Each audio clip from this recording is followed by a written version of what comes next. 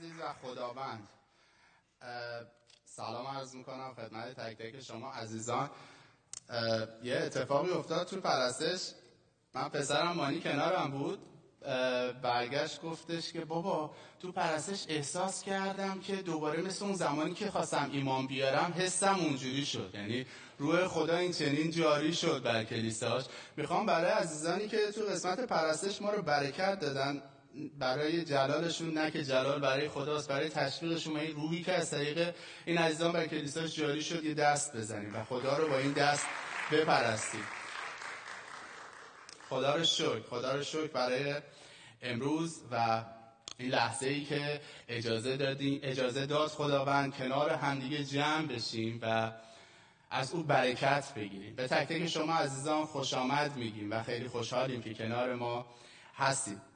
امروز در حقیقت من چند هفته است که برای این موعظه دارم آماده میشم و درگیر این موعظه و این صحبتی که امروز با شما عزیزان میخوایم داشته باشیم هستم. چند هفته قبل دقیقاً فردای روزی که متوجه شدم باید خدمت شما عزیزان باشم و باید توی کلیسا صحبت بکنم، توی صفحه فیسبوکم یه متن از چند آیه کتاب مقدس رو پاستور بنیهین گذاشته بود و اسم منو زیر اون تگ کرده بود.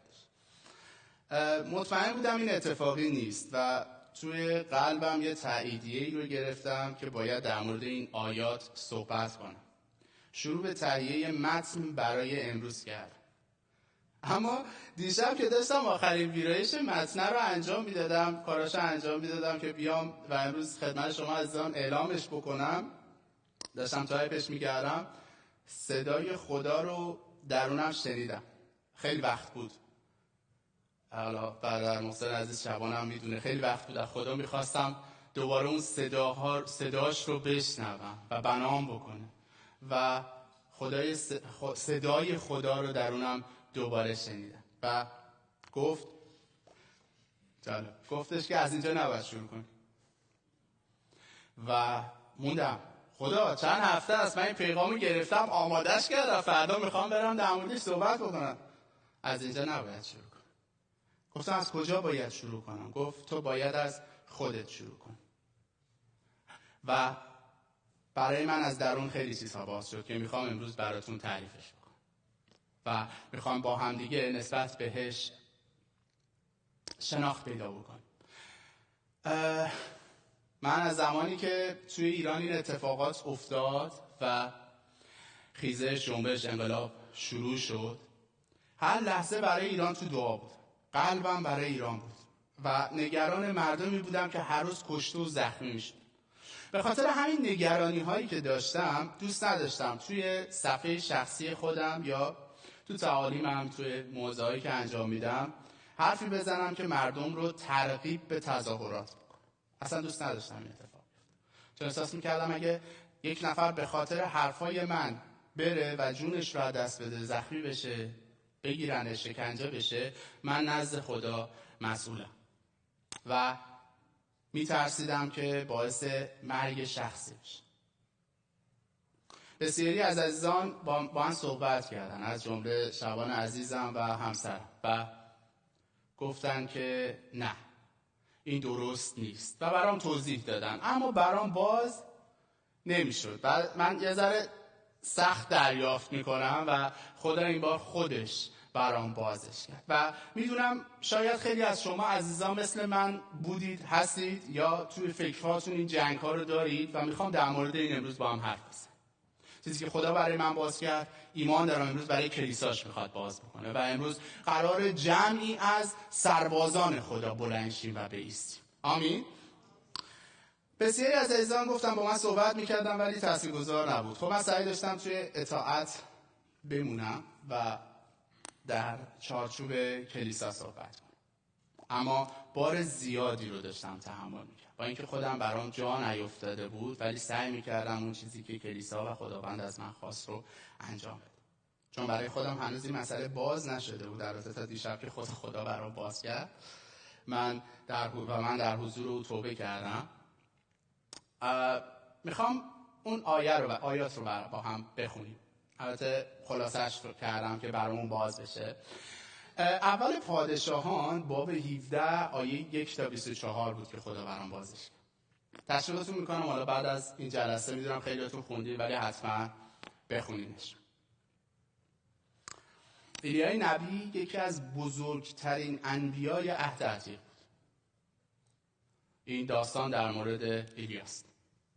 اون نزد پادشاه اون دوران بنی اسرائیل رفت، اسمش آخاب بود، پادشاهی که اون زمان بود و بیشتر مردم به همراه پادشاه آخاب بتی رو میپرستیدن. اون زمان بتکده های زیادی رو درست کرده بود آخاب و باورشون به این بود که این بته به اونها برکت آب، بارون و در حقیقت اون سرسبزی بنی اسرائیل بود.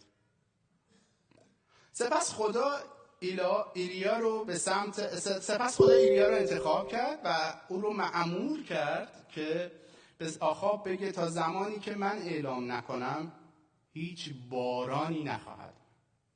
خب خدا میخواست به قوم بنی اسرائیل یادآوری بکنه که خدا منم، بت‌ها خدا نیست. و رفت و اون رو اعلام کرد و خشکسالی شروع شد. سپس خداوند ایلیا رو به سمت رود کریت هدایت کرد و به او گفتش که تو اینجا بمون، من به تو برکت میدم، از کلاغ‌ها استفاده میکنم برای تو گوشت بیارن، برای تو غذا بیارن، رودم که اینجا هست و با خشکسالی هم هیچ کاری نداشته باش، من هوا تو دارم. و در حقیقت به خاطر رابطه اون با خدا او رو بغل کرده بود به قول خدا. و همونطور که خدا گفته بود این برکات بر او جاری شد و او استفاده میکرد. و اسرائیل به خاطر بت پرستی در خشکسالی بود. بعد از مدتی خداوند به ایلیا گفت که باید حرکت کنی و به جای دیگه ای بری، نزد یک خانم بیوه‌ای آدرس داد، باید بری اینجا. و شاید ایلیا زمانی که نزد اون رود بود، اونجا وقتی که غذاهاش رو کلاغ‌ها داشتن بهش میدادن، آبم بود، دعا میکرد، با خدا صحبت میکرد، خیلی هم حالش خوب بود، به این فکر میکرد که من شرایطی عالی دارم و در آرامش هستم. خداوند با این خشکسالی مردم رو هم داره آماده میکنه که پیام منو بشنون. نه؟ من حالم خوبه، خدام داره مهیا میکنه پیام من شنیده بشه و همه چی اوکیه، در آرامش هستم و خداوند با این خوشحالی هم مردم رو داره آماده میکنه که حرفای منو قبول کنه. حالا به خاطر خدا هر کسی هم که میومد، گشنش بود، چیزی بود، میومد 2 تا تیکه گوشتم از اون کلاغه گرفته بود بهش میداد.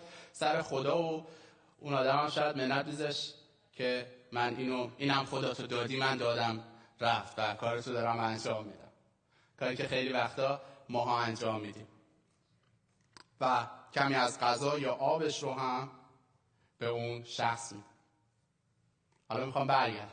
این آیات اومد تو زندگی من نشست به صورت اتفاقی و وقتی که داشتم می نوشتم این رو و حالا دیشب که خدا برام باز کرد، احساس کردم نکنه من ایلیا هم کنار رود خوابیدم، خدا داره به هم برکت میده، خدا داره به هم آرامی میده، خدا خانواده خوب به من داده، خدا توی کشور به من امنیت داده و من نشستم که خدا بیاد اونها رو آماده بکنه تا یه کسی کلامش رو به اونجا برسه.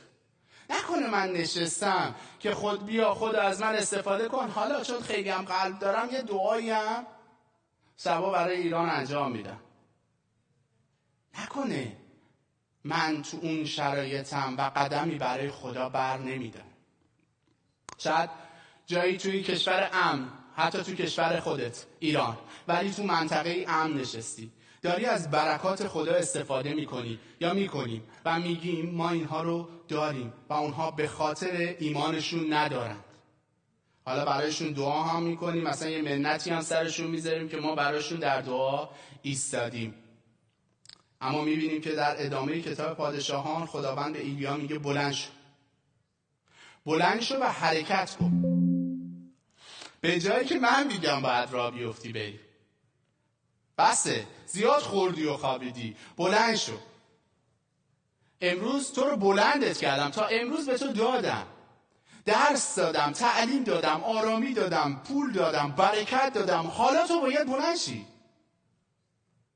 و ایلیا بدون درنگ حرکت کرد، بدون لحظه فکر حرکت کرد و کاری که خداوند برای اون خواست رو انجام داد. ایلیایی که در کنار اون رود بود اگه حرکت نمی کرد و صدای خدا رو نمی شنید، نمایانگر گونه‌ای از مردم بود که امروز در کنار یک جریان روحانی زیبا به اشتباه نشستن و هر روز کتاب مقدس رو باز می‌کنم. میشه من اینا که میگم بد نیستا، میخوام بگم جای ما الان اینجا نیست. باز میکنیم هر زمان که میخوایم از این آب شیرین کلام خدا میخوریم و از عنایات ماوراءالطبیعی خداوند بهره میبریم. ولی تو همین حالی که امروز هست، ناامیدی همه مردم رو فرا گرفت.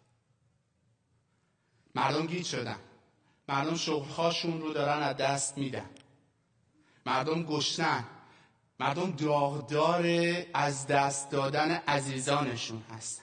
ولی ما میتونیم فقط فکر کنیم که ما اینجا طوفان رو پشت سر میذاریم و هیچ خطری ما رو تهدید نمیکنه. اگه این نقشه الیا یا الیاس بود، قطعاً شکست سختی میخورد، چون خدا میخواست او رو از مکانی که بود به مکانی که در حقیقت مردم رنج کشیده هستن اون رو میخواست بفرسته، میخواست به اونجا بازگرد.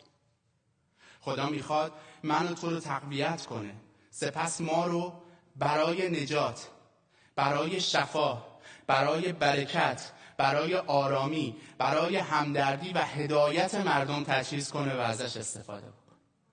میخوام بگم امروز من گرفتم، تو هم بگیر.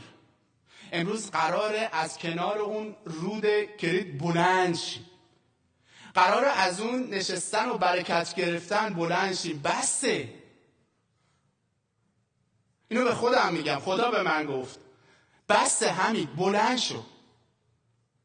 هر جایی که روح خدا قراره هدایت بکنه، نمیگم دعا بده، چون اونجا هم ما نیاز داریم و باید باشیم که در قسمت جنگ‌های روحانی در دعا بایستیم، نمیگم بده. میخوام بگم خودمون رو قایم نکنیم. یه چیزی بگم جالبه، همین الان به ذهنم رسید. زمان جنگ، البته آخرش به دنیا اومدم، ولی زمان جنگ فیلماشو که میدیدیم یه سری آدما بودن تو مساجد میشستن، این نیروها رو اینجوری جمعشون میکردن، جوونا رو جمع میکردن، بعد میفرستادنشون میرفتن جنگ.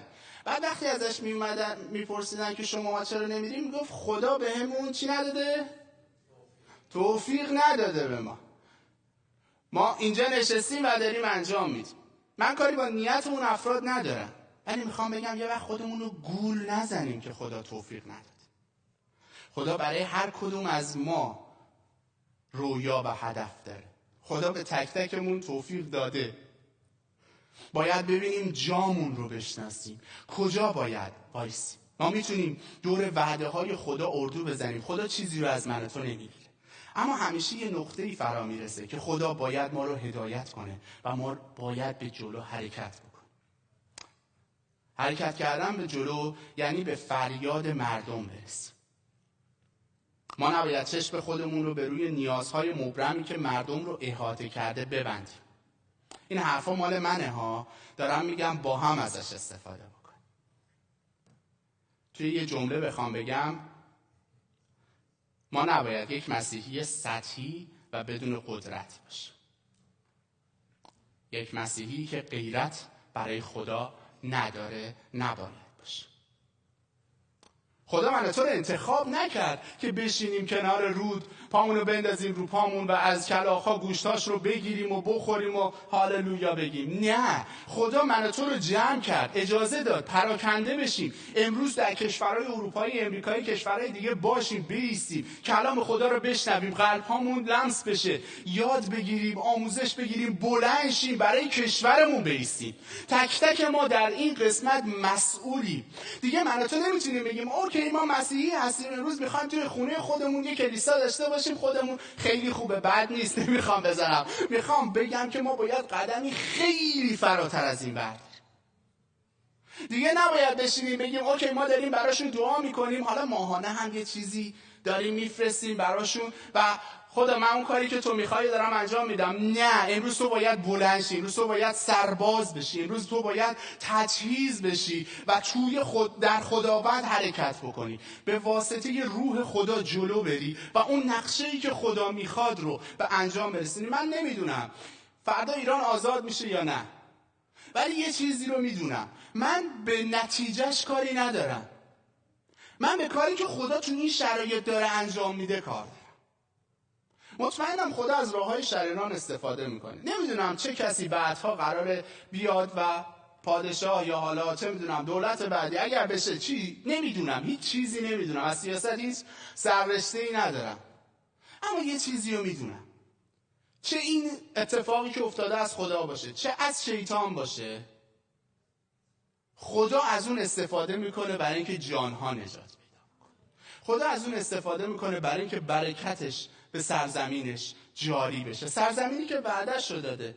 و خداوند میفرماید من تخت خود را در ایلام برپا خواهم ساخت و پادشاهان و صاحب منصبان را از اونجا نابود خواهم کرد، اما در ایام آخر سعادت رو به ایلام باز خواهم گردانید. این از فرموده خداوند. خدا وعده داده و این کار رو قرار انجام بده، اما من و تو موظفیم درونش بایستیم.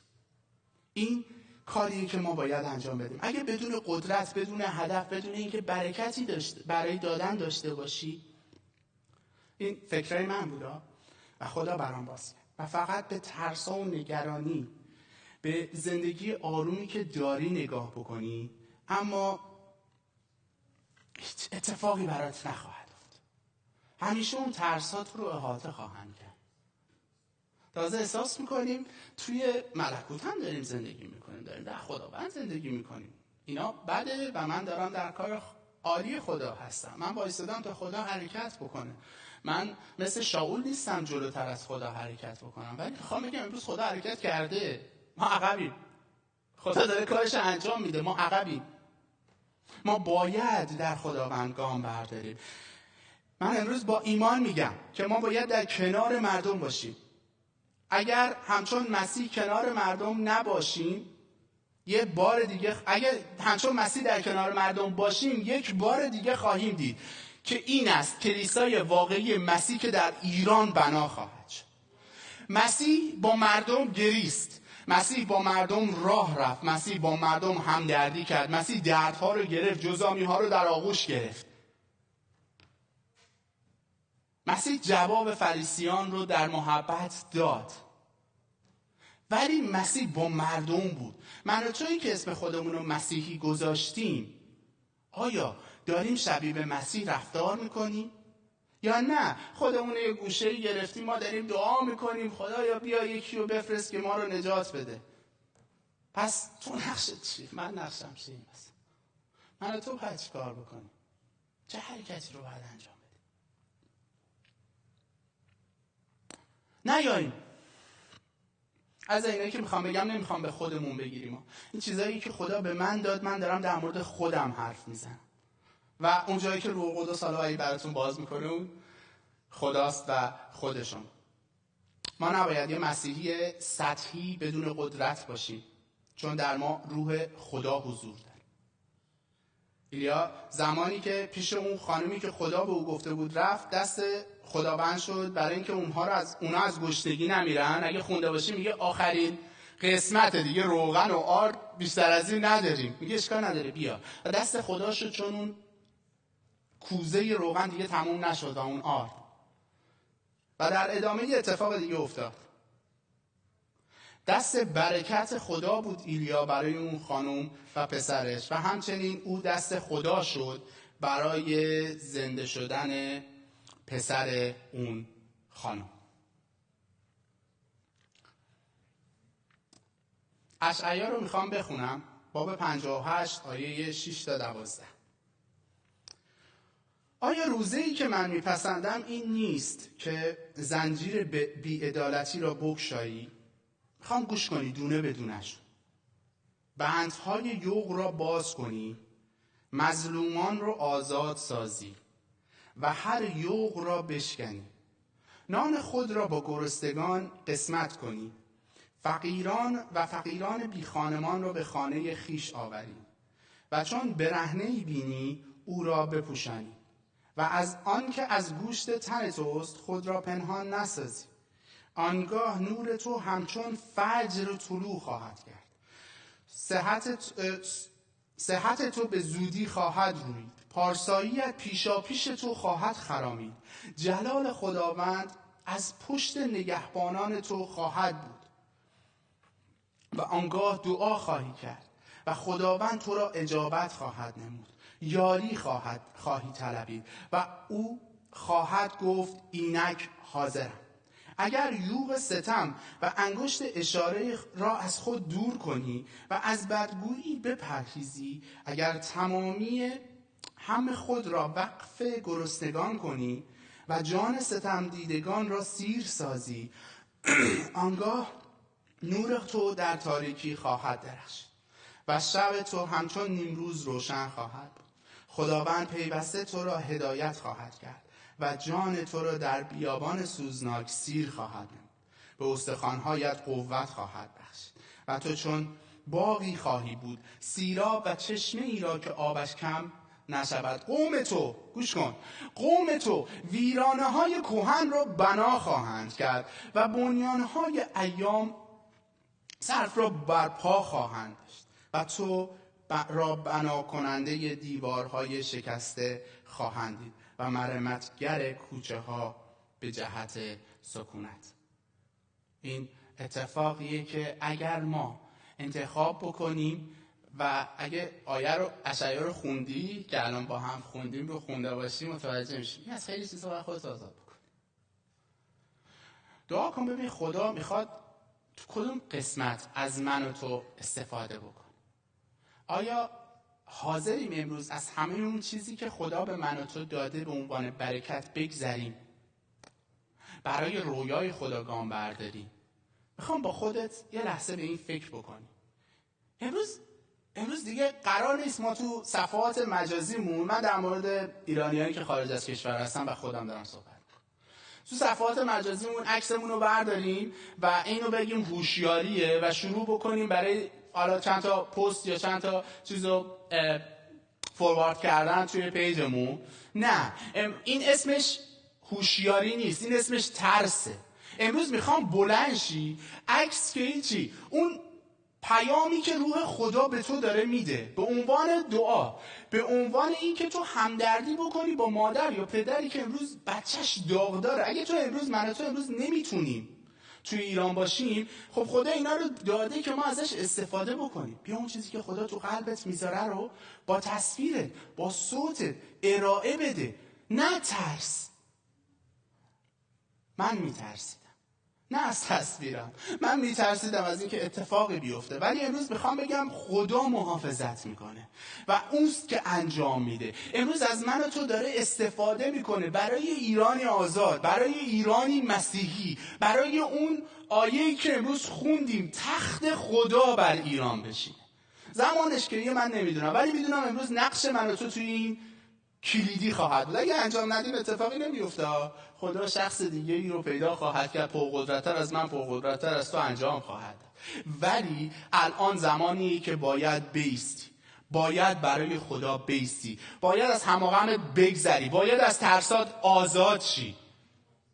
اگه امروز توی شرایطی قرار گرفتی که احساس افسردگی و ماتم میکنی، امروز باعث شدم اینستاگراممو نگاه کردم، بسیار صحنه‌های بدی رو داره و من دیگه نمیتونم، دیگه نمیشه، خدا کجایی، خدا چیکار داری میکنی؟ دقیقاً خدا از تو میخواد استفاده بکنه برای اینکه تو بشی، ببخشید جوگیر شدم با نفسم، برای اینکه تو بشی اون آغوش خدا برای اون کسی که امروز دردمند و ستم دیده است، برای کسی که امروز تمام زندگیش رو از دست داده. تو بشی روح خدا برای هدایت اون فردی که امروز با 16-17 سال سن همه زندگیش رو گذاشته توی دستش و توی خیابون‌های ایران داره میچرخه. من و تو انتخاب شدیم برای این کار. امروز اگه به خداوند عیسی مسیح ایمان داری، پس یه چیزی رو میدونی که امروز من و تو رو خدا آورد تا ما رو بسازه. نقشه داره. پس امروز به بعد نترس، نه هراس، نذار با فکرهایی که دنیا یا نفسمون میخواد برامون بذاره که تقریبا یه مقدارش هم میاد از کلام خدا برمیداره که خیالمون راحت بشه. یه آیه‌ای داریم که از ما محافظت میکنه بابت کاری که داریم. میخوام از اینا بگذریم. میخوام تشویقت بکنم. من گذشتم، تو هم بگذر. خدا به من گفت حمید بلند شو. امروز به تو، به شماها، به عزیزانم داره میگه بلند شید، بایستید، برای من قدم بردارید و اون برکاتی که بهتون دادم رو پخش کنید. اما رسولان میگه کلیسا جمع ایمانداریان بود، میگفت میومدن با هم میشستن، غذاهاشون رو میآوردن، صحبت میکردن، یعنی از همه چیزشون برای هم میزدن. برادرای خواهرای ما امروز دارن کشته میشن، من تو چیکار داریم؟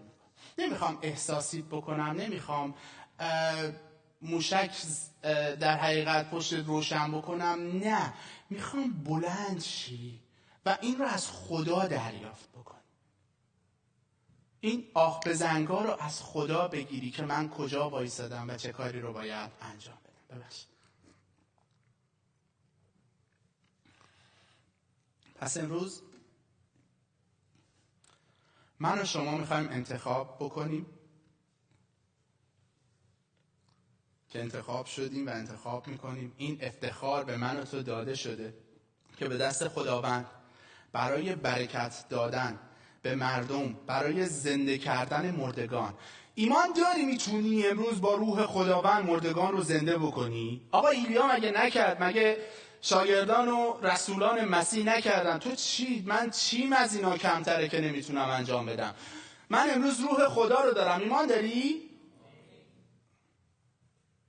اندازه روح خدا درونت انقدر آمینه بود؟ ایمان داری؟ آمین. پس من و تویی که امروز روح خدا رو داریم، من و تویی که امروز در خداوند هستیم، من و تویی که قوت خدا رو داریم، خدا از من و تو میتونه استفاده بکنه برای اینکه مردگان رو زنده بکنیم، مریضان رو شفا بدیم، برای اینکه با ستم دیدگان هم دردی بکنیم، برای اینکه با رنج کشیدگان هم دردی بکنیم و با اونها همراهی بکنیم. اما یه چیزی رو بدیم، جوگیر نشیم، از نفسمون پیروی نکنیم، احساسی برخورد نکنیم، بلکه دعا بکنیم. خدای ما خدای زنده است. خدای ما خدایی که با من، با تک تک شما حرف میزنه. ازش بخوایم. امروز میخوایم اینو از خدا بگیریم که رویای تو برای من در این شرایط چیه؟ کجا باید وایسم؟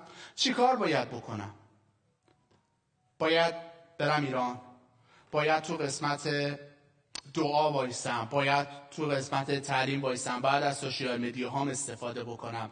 باید پول بفرستم برای ایران؟ باید چه کاری رو من میتونم و باید انجام بدم؟ خدا برام باز بکن. و ایمان دارم، با ایمان میگم این خدایی که امروز این موعظه رو آماده کرد، همین خدا امروز برای تو، برای تک تک شمایی که دارین ما رو از جای جای دنیا نگاه میکنین، امروز برای تو باز خواهد کرد که چه رویایی رو برای من و تو داره.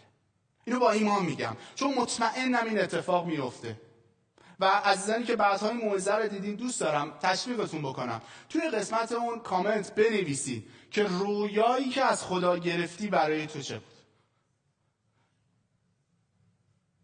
و اما بسیار مهمه که این نکته‌ای که از خدا بخواهیم به ما بگه کجا بریم، از خودمون نگیم. از خدا بپرسیم چه کاری رو باید انجام بدیم، خودمون انجام ندیم. اگر هر کدوم از اینا رو اشتباه انجام بدیم هیچ اتفاق خوبی نمیفته. خدا باید بگه، ولی ما باید 100% اون رو دست خدا. پس امروز میخوایم اعلام کنیم که خداوند ما حاضر است در هر جا و هر زمانی که تو بخوای باش و دستوری که شما میدی رو انجام بده. خداوندا بیا و از ما استفاده بکن تا باعث جلال تو بشه. ما دیگه نمیخوایم خودمون رو در کنار رود برکت به خواب بزنیم. ما میخوایم مسیحیان پرقدرت و پرقوت در خدا باشیم. بعد از توش میشه تشریف بیارید. میخوایم یه خلاصه کوتاهی رو خدمتتون اعلام بکنم میدونم همه دریافت کردیم روح خدا هست و روح خدا به ما میده. پس ما دیگه نشینیم، نایستیم و نگوییم چه کاری رو باید انجام بدیم. امروز از خدا استفاده بکن، از خدا سوال بکن و خدا به تو جواب خواهد داد. میخوام حالا در ادامه پرستش رو خواهیم داشت. میخوام توی این دعا و پرستش اینو بگیم و به خدا بگیم که خدا بیا برای ما باز کن. فقط یه آمین میخوام ازت بشنوم قبل از دعا. آیا این آمین رو به خدا میگی که ازت استفاده بکنه؟ آمین؟ آمین. آمین. این اون رویای خدا برای ماست. میخوایم با هم دعا بشیم. هاللویا. خداوند شکر و سپاس تا ابد از آن توست ای شاه شاهانه، ای پادشاه پادشاه. خداوندا میخوایم توبه بکنیم اگر خودمون رو در کنار رود برکت تو به خواب زدیم، اگر نشنیدیم صدای تو رو یا شنیدیم و نپذیرفتیم. خداوندا توبه میکنیم با قلبی توبه کار و ایمان داریم تو خدایی هستی که خدای محبتی و این توبه ما رو میپذیری.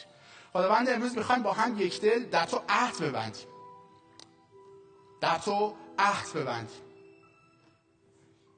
که خداوند از این لحظه به بعد تمام اون رویایی که تو برای من داری رو میخوام به انجام برسونم. خداوند میخوام از من ناچیز استفاده بکنی تا در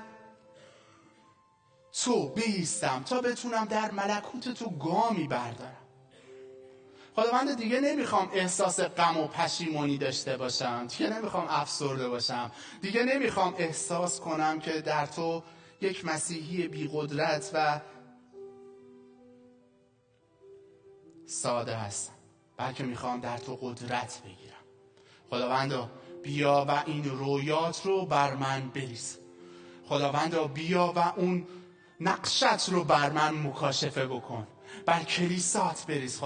خداوندا به نام عیسی مسیح در این لحظه خداوندا بیا افکار ما رو شستشو بده، ما رو از ترس ها آزاد کن خداوندا، از دروغ ها آزاد کن خداوندا به نام عیسی مسیح. از تک تک ما و تک تک کلیساها، تک تک مسیحیات خداوندا تو استفاده بکن تا در تو بایستیم. خداوندا در این جنگ در تو حرکت بکن. خداوند اگه قراره مردگان رو زنده بکنی به ما قدرت ببخش تا نام تو جلال پیدا بکنه. اگه قراره مریضیان شفا پیدا بکنن به ما قدرت و قوت ببخش تا به نام تو هر زانوی خم بشه. اگه قراره شانه‌ای باشیم بر ستم دیدگان خداوندا، بر داغداران خداوندا شانه ما رو تو قوت ببخش. خداوندا زبانمون رو مست کن تا هر جا که میریم، هر حرفی که میزنیم باعث جلال نام تو بشه، باعث نجات جانها بشه. خداوند از من و ما استفاده بکن تا در تو مسیح باشیم. خداوند به نام عیسی مسیح خداوند با ایمان و شکرگزاری خداوندم به درگاه تو آوردیم دعاهامون رو. ایمان دارم که همچون بخوری خوشبو به ملکوت شما رسیده و شما آمین خواهی گفت و خداوند با اقتدار نام تو آسمان دوم رو میگشاییم خداوندا تا این آمین شما بر من و ما بشینه به نام عیسی مسیح. آمین. میخوایم با هم پرستش کنیم خداوندا و از گروه پرستش دعوت میکنیم که ما رو با این پرستش برکت بده. آمین. برای خداوند دست بزن. میخوایم بلند شیم و حالا اینو تو پرستش اعلام بکنیم.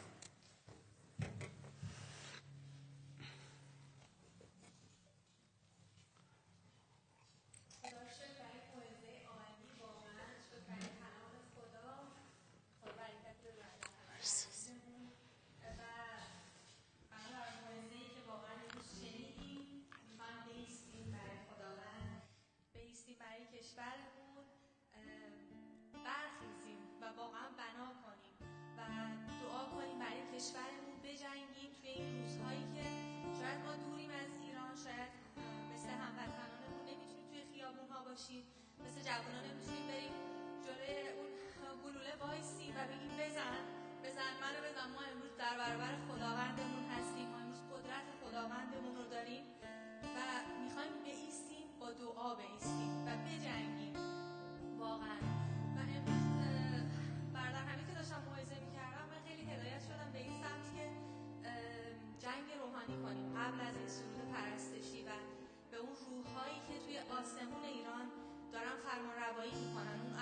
شدیدی که امروز دارن حکمرانی میکنن توی کشور ما و ایمان داریم که خداوند داره کار میکنه توی کشورمون، ولی اون ارواح نمیخوان اجازه بدن. اون روح غم، روح افسردگی، روح ترس، روحایی که توی کشور ما هستن و اجازه نمیدن خیلی از مردممون هنوز خیلی محکم بتونن بایستن در برابر اون دشمن، در برابر ظلم توی کشورمون. و هدایت شدم و میخوام اینجا از برادر حمید عزیز که این دعا رو انجام بدیم و به اون روح‌ها فرمان بدیم که دور بشن. ما داریم که قوت خدا رو داریم، آمین. اینجا در این لحظه قوت مسیح رو داریم، آمین. تمام ارواح تاریکی، شیطان و کلهم اجمعین ارواح تاریکی زیر پای مسیح یک شده است و امروز این اقتدار به من و تو داده شده. به نام عیسی مسیح خداوند با اقتدار خون مسیح فرمان میدیم ای شیطان بشنو، ای روح‌های تاریکی بشنو، روح مرگ، روح غم، روح ترس، روح افسردگی، روح خشم بشنو، ای روح ملک فارس بشنو. تو بر من، ما و ایرانی جماعت قوتی نداری چون خون مسیح بر ماست، آمین.